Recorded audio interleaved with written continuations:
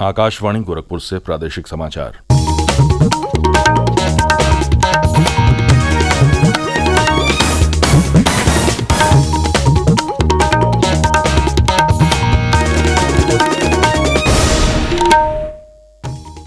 नमस्कार, समाचार बुलेटिन के साथ मैं विकास राय। पहले मुख्य समाचार। प्रधानमंत्री नरेंद्र मोदी आज उत्तर प्रदेश के दौरे पर लखनऊ में ग्राउंड ब्रेकिंग समारोह का करेंगे उद्घाटन। 10 लाख करोड़ रुपए की 14,000 से अधिक निवेश परियोजनाओं का होगा शुभारंभ। संभल में श्री कल्की धाम मंदिर का शिलान्यास करेंगे पीएम मोदी।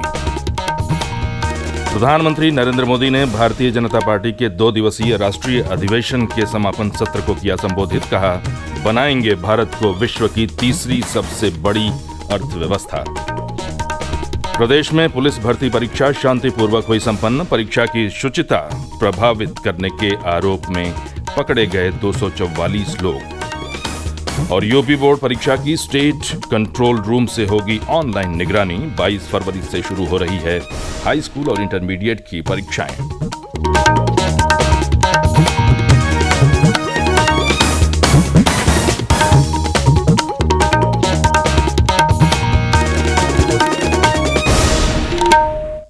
और अब समाचार विस्तार से। प्रधानमंत्री नरेंद्र मोदी आज उत्तर प्रदेश के दौरे पर रहेंगे। वे दोपहर बाद करीब 1:45 बजे लखनऊ के इंदिरा गांधी प्रतिष्ठान में आयोजित ग्राउंड ब्रेकिंग समारोह के 4थे संस्करण का उद्घाटन करेंगे। इस अवसर पर मुख्यमंत्री योगी आदित्यनाथ समेत केंद्र व प्रदेश सरकार के कई मंत्री भी उपस्थित रहेंगे। 21 फरवरी तक चलने वाले इस समारोह में फरवरी 2023 में आयोजित यूपी ग्लोबल इन्वेस्टर्स समिट के दौरान प्राप्त निवेश प्रस्तावों में से 10 लाख करोड़ रुपए से अधिक की 14,000 परियोजनाओं का शुभारंभ प्रधानमंत्री के हाथों होगा। प्रदेश सरकार का दावा है कि इन निवेश परियोजनाओं से 34 लाख से अधिक लोगों के लिए रोजगार के अवसर पैदा होंगे। ये परियोजनाएं विनिर्माण, नवीकरणीय ऊर्जा, सूचना एवं प्रौद्योगिकी, खाद्य प्रसंस्करण, आवास और रियल एस्टेट, आतिथ्य और मनोरंजन, शिक्षा जैसे क्षेत्रों से संबंधित हैं। प्रधानमंत्री यहां आयोजित होने वाली प्रदर्शनी का भी अवलोकन करेंगे। प्रदर्शनी स्थल पर 10 अलग अलग पवेलियन बनाए गए हैं। इसके साथ ही वे मुख्य समारोह स्थल से प्रदेश की जनता को संबोधित करते हुए इन परियोजनाओं की शुरुआत के लिए शुभकामनाएं देंगे।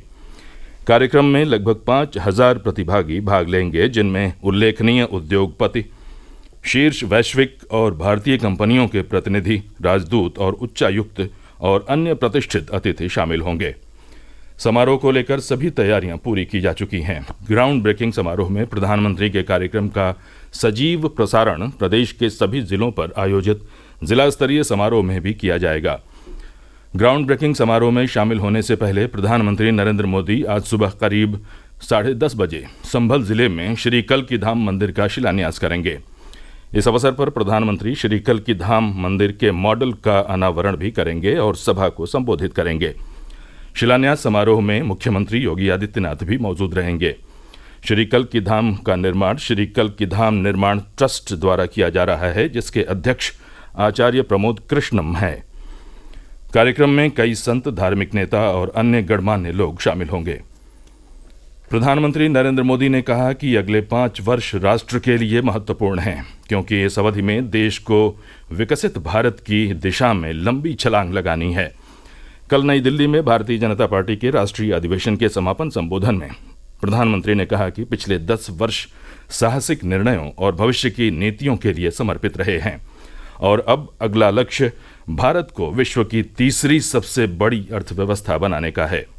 मिशन मोड पर भारत को 2047 तक देश जब आजादी के 100 साल मनाएगा, भारत को विकसित देश बनाने के लिए काम कर रहे हैं। हमने तीसरे टर्म में भारत को दुनिया की तीसरी बड़ी आर्थिक ताकत बनाने का संकल्प लिया और ये मोदी की गारंटी। भारत के टॉप 3 इकोनॉमी में आने का मतलब है भारत के हर परिवार का जीवन स्तर सुधरेगा, भारत के हर परिवार की आय बहुत अधिक बढ़ जाएगी, भारत का पब्लिक ट्रांसपोर्ट और आधुनिक बनेगा, भारत में रोजगार के लिए नए सेक्टर खुलेंगे, रोजगार के और ज्यादा मौके मिलेंगे। उत्तर प्रदेश पुलिस में सिपाहियों के 60,000 से अधिक पदों पर भर्ती के लिए 2 दिन तक चली लिखित परीक्षा कल शांतिपूर्ण ढंग से संपन्न हो गई। ये परीक्षा कड़ी सुरक्षा के बीच 2,385 परीक्षा केंद्रों पर 2 पालियों में आयोजित की गई। परीक्षा के दूसरे दिन भी इसकी शुचिता को प्रभावित करने का प्रयास कर रहे लोगों को पुलिस ने अलग अलग जिलों में गिरफ्तार किया। उत्तर प्रदेश पुलिस मुख्यालय के अनुसार प्रदेश के सभी 75 जिलों में परीक्षा को गलत ढंग से प्रभावित करने के मामलों में कुल 244 लोगों को हिरासत में लिया गया। सबसे अधिक 65 आरोपी वाराणसी क्षेत्र से पकड़े गए। इनमें से ज्यादातर दूसरे के नाम पर परीक्षा देने वाले सॉल्वर हैं।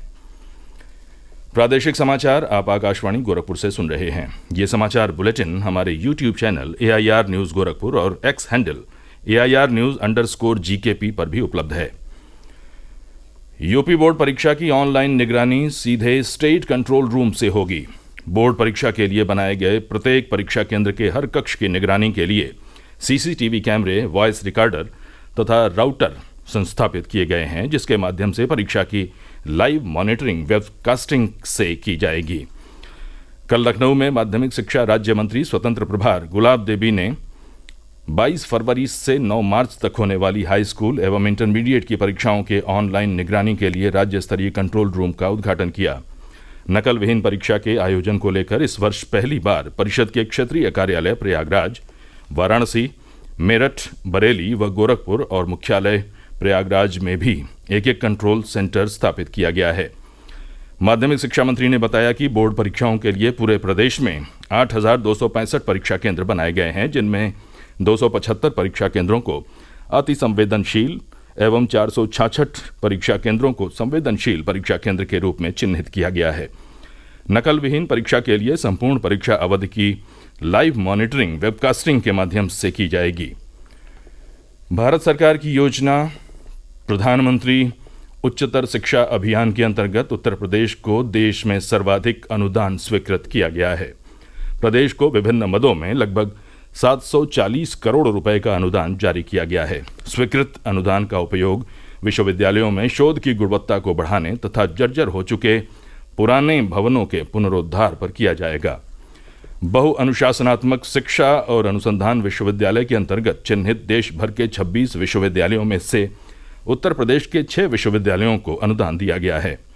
इनमें डॉक्टर राम मनोहर लोहिया अवध विश्वविद्यालय अयोध्या, महात्मा ज्योतिबा फुले रुहेलखंड विश्वविद्यालय बरेली, दीनदयाल उपाध्याय गोरखपुर विश्वविद्यालय गोरखपुर, बुंदेलखंड विश्वविद्यालय झांसी, लखनऊ विश्वविद्यालय लखनऊ, चौधरी चरण सिंह विश्वविद्यालय मेरठ को 100 करोड़ की धनराशि दी गई है।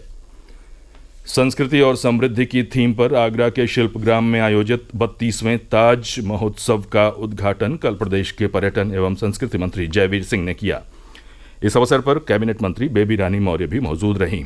शिल्पग्राम में लगे 11 दिवसीय ताज महोत्सव में कश्मीर से केरल तक के शिल्पियों की कला दिखाई दे रही है। उत्तर प्रदेश, बिहार, छत्तीसगढ़, गुजरात, हिमाचल प्रदेश, जम्मू कश्मीर सहित देश के दर्जन भर से अधिक राज्यों के अलावा प्रदेश के वाराणसी, मेरठ आदि जनपदों के शिल्पी प्रमुख रूप से आए हैं। अंजिक्य देवगिरी प्रतिष्ठान महाराष्ट्र द्वारा महाराष्ट्र सरकार के सहयोग से छत्रपति शिवाजी महाराज की जयंती पर आज आगरा किले के दीवाने आम में शिव जन्मोत्सव का आयोजन किया जाएगा। अंजिक्य देवगिरी प्रतिष्ठान के अध्यक्ष विनोद पाटिल ने बताया कि कार्यक्रम में महाराष्ट्र के मुख्यमंत्री एकनाथ शिंदे, उप मुख्यमंत्री देवेंद्र फडणवीस, केंद्रीय रेलवे एवं कोयला राज्य मंत्री राव साहेब पाटिल दानवे मुख्य अतिथि के रूप में शामिल होंगे। इस अवसर पर आगरा किले में विभिन्न सांस्कृतिक कार्यक्रम भी प्रस्तुत किए जाएंगे। आंचलिक मौसम केंद्र लखनऊ ने आज से 22 फरवरी तक पश्चिमी विक्षोभ के चलते मौसम के मिजाज में तेजी से बदलाव होने का अनुमान लगाया है। मौसम वैज्ञानिक मोहम्मद दानिश ने बताया कि इस दौरान तेज झोंकेदार हवाओं, गरज चमक के साथ बिजली गिरने और हल्की से मध्यम बारिश होने की भी संभावना है।